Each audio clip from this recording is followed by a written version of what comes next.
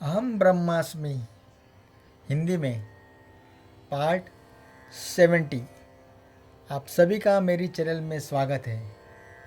भाइयों, आज हम अहम ब्रह्मास्मि जो निसर्गदत्त महाराज और उनके शिष्यों के बीच हुए वार्तालाप की अंग्रेजी पुस्तक आई एम धेट का हिंदी अनुवादक करता है श्री विनय कुमार वैद्य जी।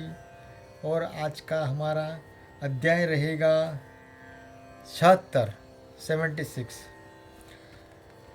शीर्षक है यह जानना कि तुम कुछ नहीं जानते, वास्तविक ज्ञान है। महाराज, देह है, इस देह के भीतर एक दृष्टा भासमान होता है और देह से बाहर एक संसार जो कि अवलोकन का विषय है। दृष्टा उसके द्वारा किए जा रहे अवलोकन का विषय अर्थात संसार और अवलोकन की गतिविधि, ये तीनों साथ साथ प्रकट और विलुप्त हुआ करते हैं। इस सबसे परे एक रिक्तता परिव्याप्त है। यह रिक्तता सभी के लिए एकमेव है। प्रश्नकर्ता, आप जो कह रहे हैं वह यद्यपि साधारण सी बात प्रतीत होती है, पर हर कोई इस प्रकार से कह पाने में समर्थ नहीं होता। यह तो आप ही है, एकमात्र आप ही, जो इन तीनों के विषय में और उनसे परे की रिक्तता के बारे में कहते हैं। मैं तो केवल संसार ही को देख पाता हूँ, जिसमें सभी समाहित हो जाता है। महाराज, क्या मैं हूँ भी? प्रश्नकर्ता, हाँ, मैं हूँ भी समाहित है। मैं हूँ इसलिए क्योंकि संसार है। महाराज, और संसार केवल इसलिए है क्योंकि मैं हूँ विद्यमान है। प्रश्नकर्ता, जी हाँ, यह दोनों प्रकार से होता है। मैं इन दोनों के बीच भेद नहीं देख पाता और न उससे परे जाने की क्षमता ही मुझ में है। जिस प्रकार यदि मैं किसी वस्तु का अनुभव नहीं कर पाता तो यह नहीं कह सकता कि उसका अस्तित्व ही नहीं है, ठीक वैसे ही यदि मुझे उसका अनुभव नहीं होता तो मैं यह भी नहीं कह सकता कि उसका अस्तित्व है। आप ऐसी किसी वस्तु का अनुभव करते हैं कि उसके विषय में इतने निश्चयात्मक रूप से कहते हैं। महाराज, मैं अपने को उस रूप में जानता हूँ जैसा कि मैं हूँ, काल और स्थान से परे, कारण मात्र से रहित। तुम चूंकि अन्य वस्तु में गहराई तक डूबे रहते हो, इसलिए नहीं जान पाते। प्रश्नकर्ता, मैं अन्य वस्तु में इस प्रकार से डूबा हुआ क्यों हूँ? महाराज, क्योंकि तुम्हें इसमें रुचि है। प्रश्नकर्ता, मेरी ऐसी रुचि होने का क्या कारण है? महाराज, पीड़ा का भय और सुख की कामना। पीड़ा की समाप्ति सुखप्रद होती है और सुख की समाप्ति पीड़ाप्रद। वे दोनों बस अंतरहीन क्रम में एक के पीछे एक घूमते रहते हैं। इस दुष्चक्र की परीक्षा तब तक करते रहो जब तक कि तुम इससे बाहर नहीं हो जाते। प्रश्नकर्ता, उनसे बाहर जाने के लिए क्या मुझे आपकी कृपा की आवश्यकता न होगी? महाराज, तुम्हारी आंतरिक सद्वस्तु की कृपा तुम पर सदा से हो ही रही है। कृपा के लिए तुम्हारा यह निवेदन करना भी उसका ही चिन्ह है। मेरी कृपा के लिए चिंतित मत हो, बल्कि तुम्हें जो कहा जा रहा है उसे करो। तद अनुसार किया जाने वाला तुम्हारा आचरण ही तुम्हारा लगनशीलता का प्रमाण होगा, केवल कृपा की आशा भर करते रहना नहीं। प्रश्नकर्ता, मुझे किस विषय में लगनशील होना होगा? महाराज, हर उस वस्तु की श्रम और ध्यानपूर्वक परीक्षा करो जो तुम्हारे अवधान के क्षेत्र से गुजरती है। अभ्यास करते करते यह क्षेत्र विस्तीर्ण होने लगेगा और तब परीक्षा भी अपेक्षितया अधिक गहराई से होने लगेगी। और यह प्रक्रिया तब तक चलती रहेगी जब तक कि यह स्वतः स्फूर्त और सीमा रहित न हो जाए। प्रश्नकर्ता, क्या इस प्रकार आप साक्षात्कार को अभ्यास का ही परिणाम नहीं बतला रहे? अभ्यास भौतिक परिसीमाओं से सीमित ही होता है। यह असीमित के जन्म का कारण कैसे हो सकता है? महाराज, हाँ, यह तो बिल्कुल सही है कि अभ्यास और प्रज्ञा के मध्य कारणगत संबंध संभव नहीं, परंतु अभ्यास से प्रज्ञा के मार्ग में खड़े अवरोध गहन रूप में प्रभावित होते हैं। प्रश्नकर्ता, ये अवरोध क्या है? महाराज, त्रुटिपूर्ण धारणाएं और कामनाएं जो दोषपूर्ण आचरण की ओर ले जाती है और मन एवं देह का अपव्यय कर उसे दुर्बल कर देती है। यदि मिथ्या का पता लगा लिया जाए तो उसे त्याग दिया जाए तो वह कारण जो कि वास्तविक के मन में प्रविष्ट हो सकने की राह में बाधा रूप है, स्वमेव दूर हो जाता है। प्रश्नकर्ता, मैं मन की दिशाओं में अंतर कर सकता हूँ। मैं हूँ और संसार है, वे परस्पर साथ साथ ही उठते और विलीन होते हैं। लोग कहते हैं मैं हूँ क्योंकि संसार है। आपकी बात ऐसी प्रतीत होती है, संसार है क्योंकि मैं हूँ। इनमें से कौन सी बात सत्य है? महाराज, न यह न वह, ये दोनों ही दिशाएं बिल्कुल एक सी है और दिक् काल से परिमित है, उनसे परे कालातीत है। प्रश्नकर्ता, काल और कालातीत के बीच में क्या संबंध है? महाराज, कालातीत काल को जानता है, काल कालातीत को नहीं जानता।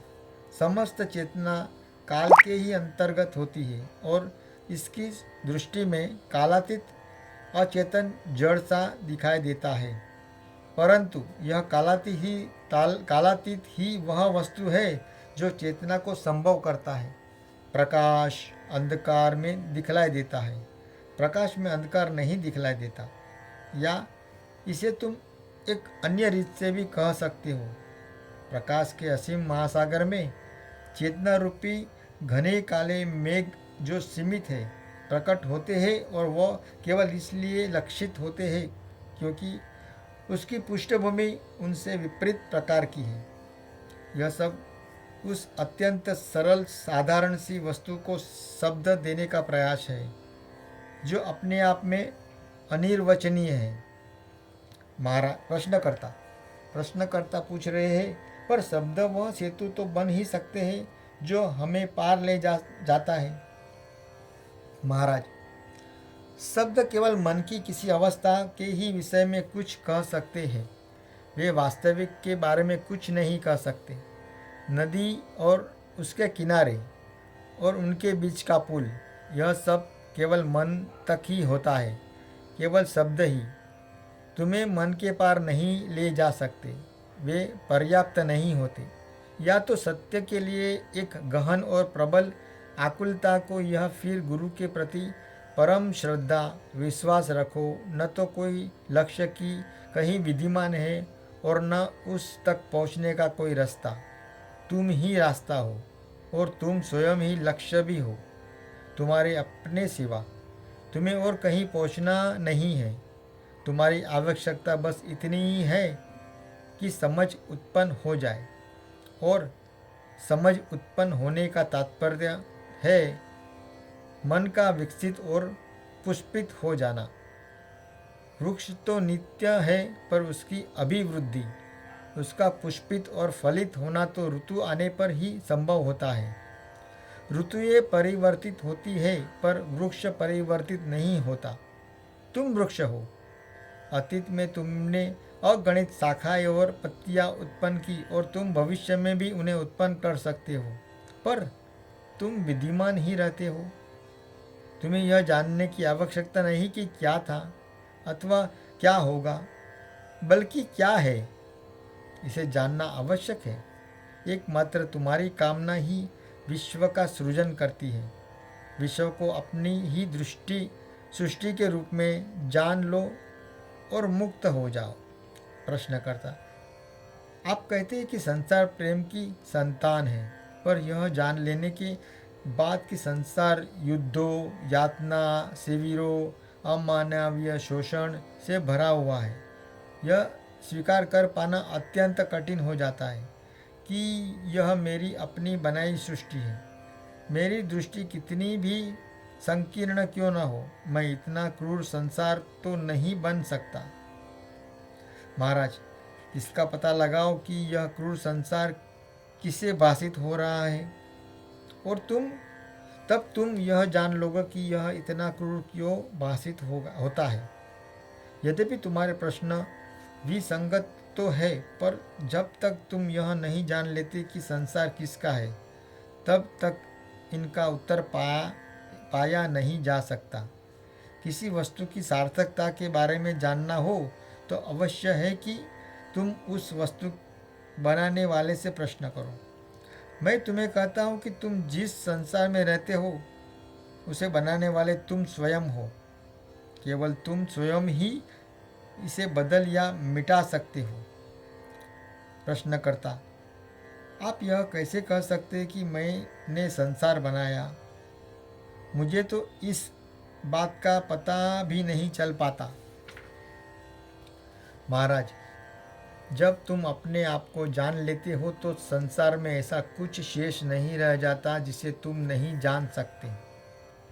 स्वयं का एक देह के रूप में विचार कर संसार को तुम भौतिक वस्तुओं के संग्रह की तरह ग्रहण करने लगते हो। जब तुम स्वयं को चेतना के केंद्र की तरह जानते हो तो संसार मन रूपी महासागर का प्रतीत होने लगता है। जब तुम अपने आप को जैसे वास्तव में हो ठीक उसी प्रकार से जान लेते हो, तब संसार को तुम अपने आप की तरह जान लेते हो। प्रश्नकर्ता, यह सब कुछ सुनने में तो सुंदर प्रतीत होता है, पर इससे मेरे प्रश्न का उत्तर नहीं मिल रहा। संसार में इतना अधिक क्लेश क्यों है? महाराज, यदि तुम दुष्टा की तरह निर्लिप्त बने रहो तो तुम्हें क्लेश न उठाना पड़ेगा। तब संसार को तुम किसी नाटक के रूप में, एक सर्वाधिक मनोरंजक नाटक के रूप में देखोगे। प्रश्नकर्ता, अरे नहीं, यह लीला का सिद्धांत मुझे बिल्कुल नहीं रुचता। यह क्लेश और पीड़ा कितनी प्रगाढ़ है और कैसी सर्वत्रव्यापी है। क्लेश और पीड़ा के दृश्य से स्वयं को मनोरंजन करना तो एक प्रकार की मनोविकृति ही है। आप जिस ईश्वर में मेरी भेंट करा रहे हैं वह कितना क्रूर है। महाराज, क्लेश का कारण तो दुष्ट से दुष्टा के तादाद में ही छिपा है। इसके फलस्वरूप कामना का जन्म होता है और कामना से दिशाहीन अंधे कर्म का, जो परिणाम में प्रति अनवधान युक्त होता है।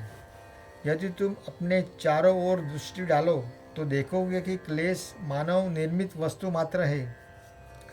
प्रश्नकर्ता, यदि कोई मनुष्य अपने स्वयं के लिए ही दुखों को उत्पन्न करता होता तो मैं आपसे अवश्य राजी हो सकता था, परंतु मनुष्य अपनी मूर्खता से अन्यों को भी पीड़ा पहुंचाता है। यदि कोई व्यक्ति दुस्वप्न देख रहा हो तो उस दुस्वप्न से केवल वही पीड़ित होता है, अन्य कोई नहीं।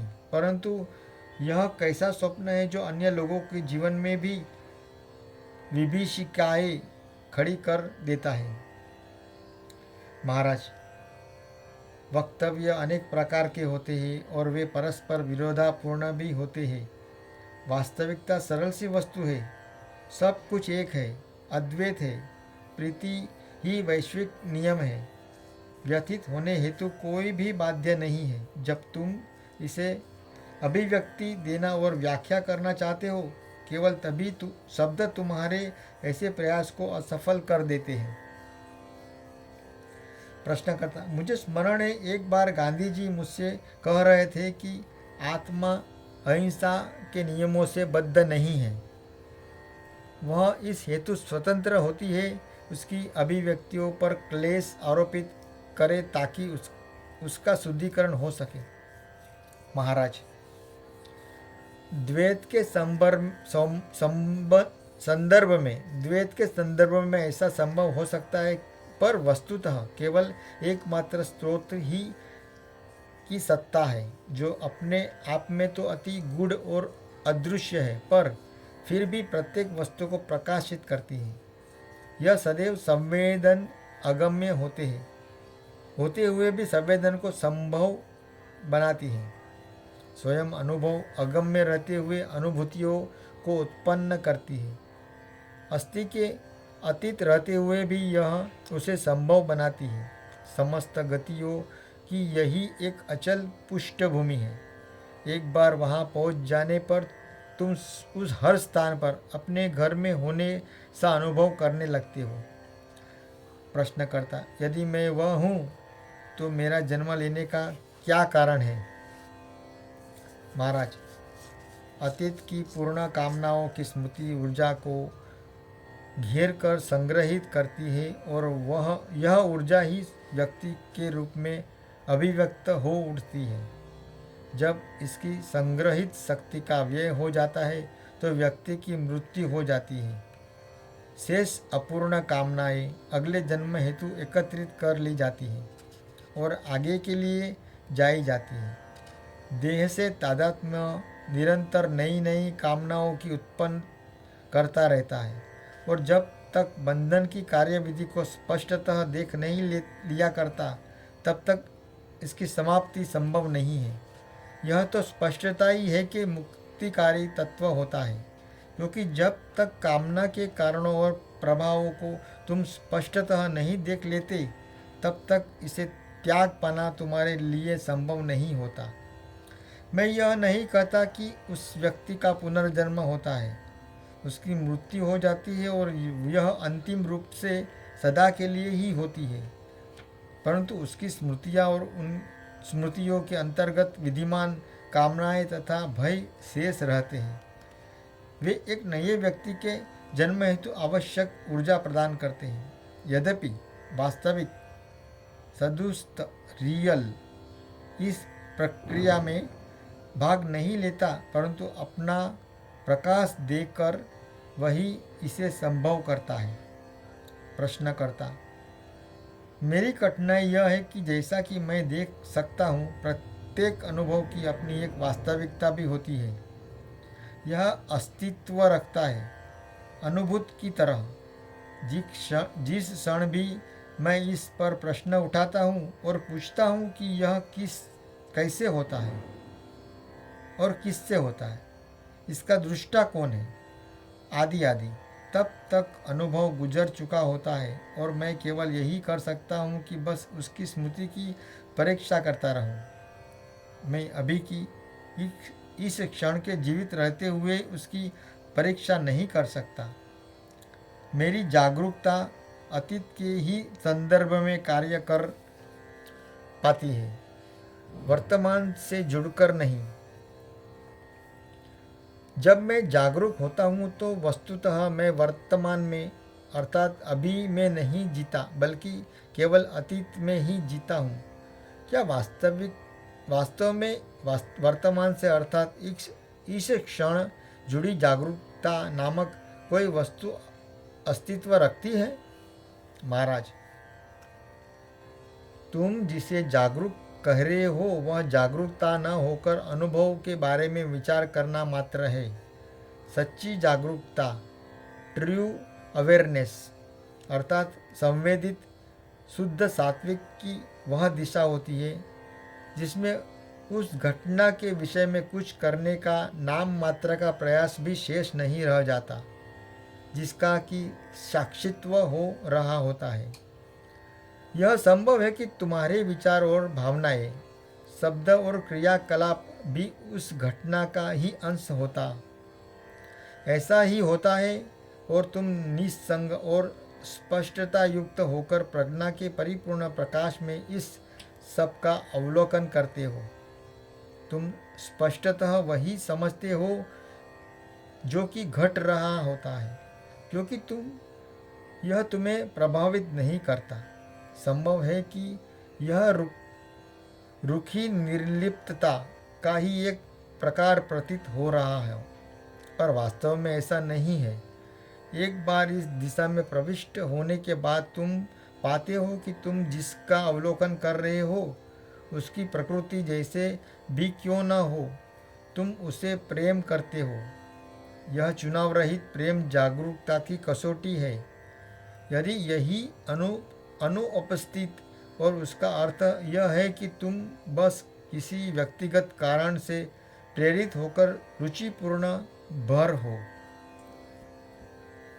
प्रश्नकर्ता, जब तक पीड़ा और सुख विद्यमान होते हैं तब तक रुचिपूर्ण होने की बाध्यता रहती ही है।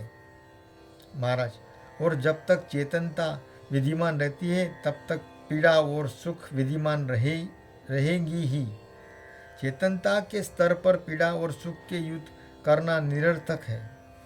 उनसे परे जाने हेतु तुम्हें चेतना से परे जाना होता है, और यह केवल तभी संभव होगा जब तुम चेतना को किसी बाह्य, पराई और अध्यारोपित वस्तु के रूप में देख सको, ऐसी एक वस्तु के रूप में जो तुम्हें होती है और तुम में नहीं होती। तब अकस्मात तुम चेतना से मुक्त हो जाओगे। वस्तुतः तुम इतने अकेले हो जाओगे कि कोई भी वस्तु तुम्हें बाधा न दे सकेगी, और वही तुम्हारी वास्तविक अवस्था है। चेतनता तो उस खुजली जैसी है जो तुम्हें खुजलाने हेतु बाध्य करती है। यह ठीक है कि तुम चेतना से बाहर कदम नहीं रख सकते, क्योंकि चेतना से बाहर कदम रखने का विचार भी स्वयं चेतना के अंतर्गत ही है। तुम यदि अपनी चेतनता को तुम इस रूप में देख पाओ कि यह एक वैयक्तिक और व्यक्तिगत ज्वर है और तुम उसमें वैसे ही परिबद्ध घिरे हुए हो जैसे एक चूजा अंडे की खोल में बंद होता है, तो ऐसी दृष्टि ही उस निर्णायक क्षण को आमंत्रित करेगी जो इस आवरण को तोड़ देगा। प्रश्नकर्ता, बुद्ध ने कहा है कि जीवन क्लेश है। महाराज, उनका यही तात्पर्य रहा होगा कि चेतनता मात्र पीड़ापूर्ण है। यह तो प्रत्यक्ष ही है। प्रश्नकर्ता, और क्या मृत्यु मोक्ष प्रदाता होती है? महाराज, जो ऐसा विश्वास रखता है कि उसका जन्म हुआ है वह मृत्यु से अत्यंत भयभीत रहता है। दूसरी ओर जो अपने आप को यथार्थ जानता है उसके लिए मृत्यु एक प्रसन्नतापूर्ण घटना होती है। प्रश्नकर्ता, हिंदू परंपरा के अनुसार दुख का कारण प्रारब्ध है और प्रारब्ध शुभ अशुभ कर्मों से अर्जित वस्तु है। इन प्राकृतिक या मानव निर्मित गहन विभीषिकाओं, बाढ़ों और भूकंपों, युद्धों और क्रांतियों को देखिए। क्या हम ऐसा विचार भी कर सकेंगे कि प्रत्येक अपने ही एक उन पापों को फलस्वरूप पीड़ा झेलता है जिसकी उसे कल्पना भी नहीं हो सकती? जो कोटि कोटि मनुष्य पीड़ा झेलते हैं, क्या वे सभी ऐसे अपराधी होते हैं जिन्हें न्यायोचित रूप से दंडित किया गया हो? महाराज, क्या यह आवश्यक है कि कोई केवल अपने ही पापों के लिए पीड़ा झेले? क्या वास्तव में हम पृथक पृथक है? पृथक पृथक का मतलब अलग अलग।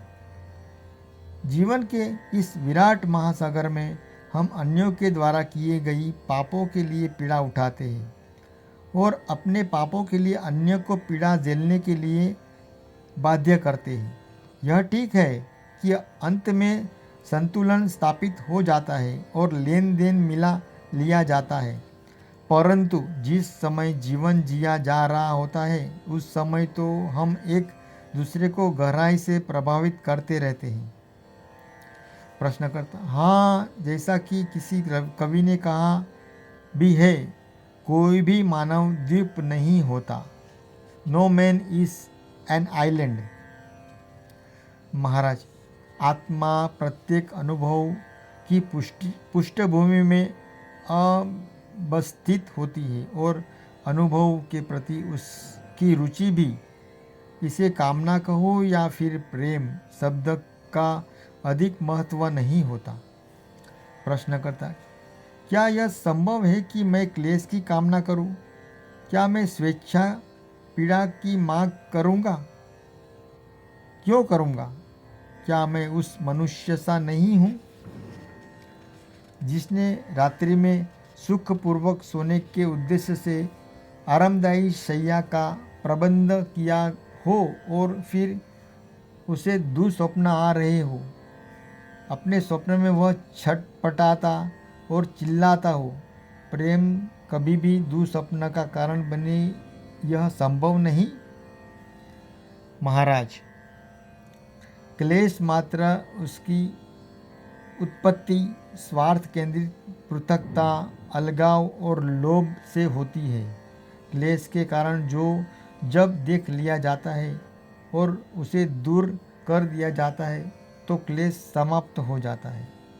प्रश्नकर्ता, संभव है कि मैं अपने दुखों के कारणों को मिटा भी दूं, पर तब भी अन्य लोग को क्लेश भोगने के लिए शेष रह ही जाएंगे। महाराज, क्लेश को समझने हेतु यह आवश्यक है कि तुम हर्ष और विषाद में से ऊपर उठो। तुम्हारी अपनी कामनाएं तथा भय तुम में इस प्रकार की समझ को उत्पन्न होने से रोकती है और इस तरह तुम्हें अन्यों की सहायता कर पाने से भी। सच्चाई तो यह है कि अन्य है ही नहीं और अपनी सहायता करके तुम हर व्यक्ति की सहायता करते हो।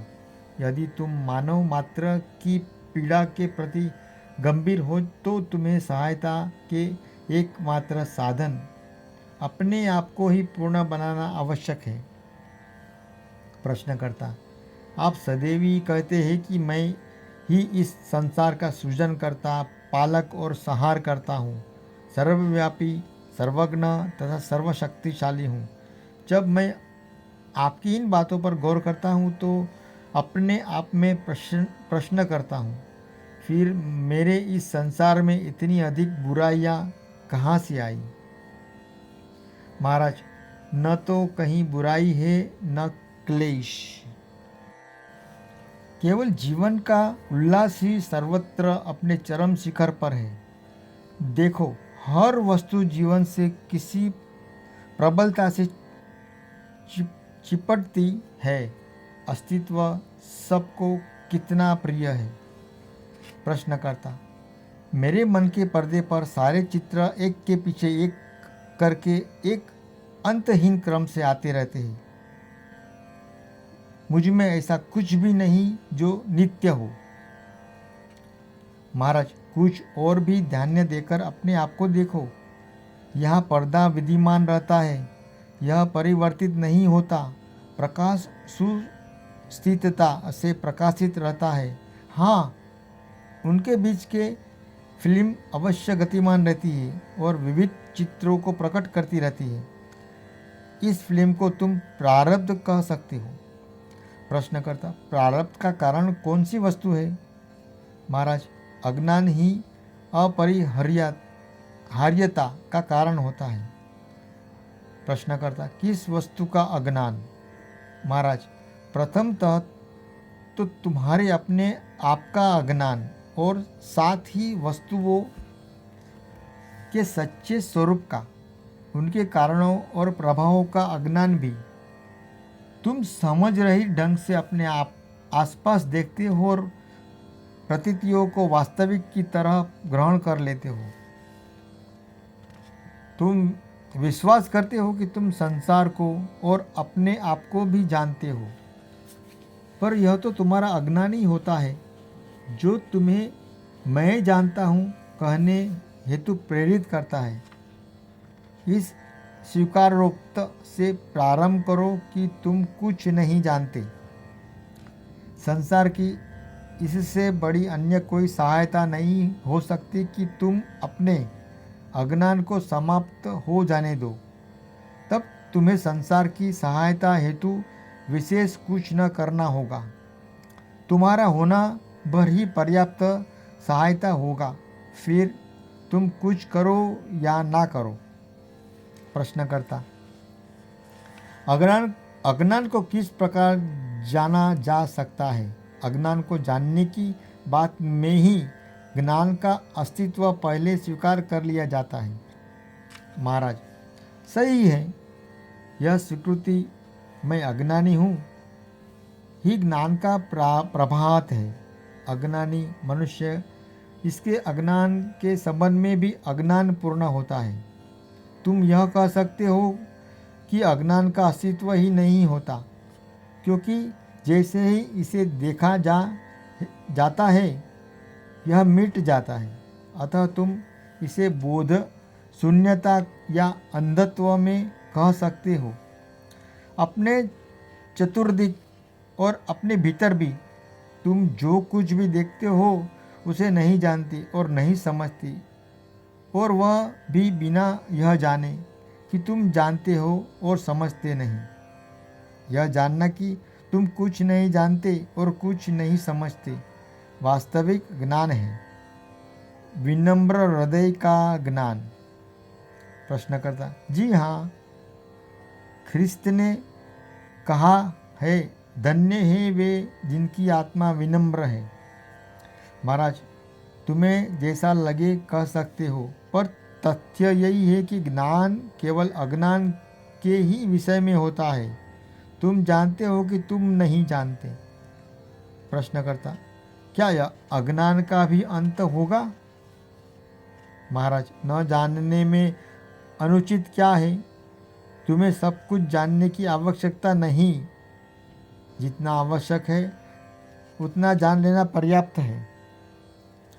शेष अपनी देखभाल स्वयं ही कर सकता है, और बिना तुम्हारे यह जानने कि वह यह कैसे करता है। यह बात एक महत्वपूर्ण बात है कि तुम्हारा अचेतन कभी तुम्हारे चेतन के विरुद्ध कार्यरत नहीं होता, और यह भी कि सभी तलों के परस्पर सामंजस्य रहता है। जानना इतना अधिक महत्वपूर्ण नहीं होता। प्रश्नकर्ता, मनोवैज्ञानिक दृष्टि से आपकी बात सही है, पर जब अन्यों को जानने का, संसार को जानने का प्रश्न उठता है तो मेरा यह ज्ञान कि मैं कुछ नहीं जानता मेरी सहायता नहीं करता। महाराज, जब तुम अपने भीतर पूर्णतः समेकित, इंटरग्रेटेड हो जाते हो तो तुम्हें बाह्य ज्ञान स्वयंमेव उपलब्ध हो जाता है। जीवन के हर क्षण में तुम वह जानने लगते हो जो कि आवश्यक होता है। वैश्विक मन रूपी महासागर में समस्त ज्ञान समाया है। मांगते ही यह तुम्हें मिल जाता है। इसके अधिकांश को जानने की आवश्यकता तुम्हें कभी न होगी, पर फिर भी वह तुम्हारा ही है। और जैसा ज्ञान के विषय में है वैसा ही शक्ति के विषय में भी है।